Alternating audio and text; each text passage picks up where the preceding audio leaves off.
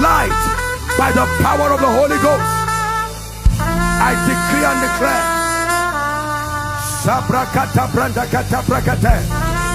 every area of darkness, let there be light. Let there be light.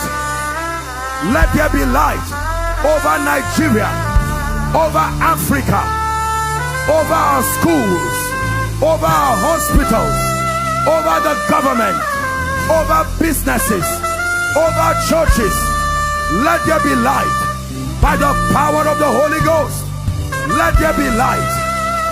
The days of darkness is over forever by the power of the Holy Ghost.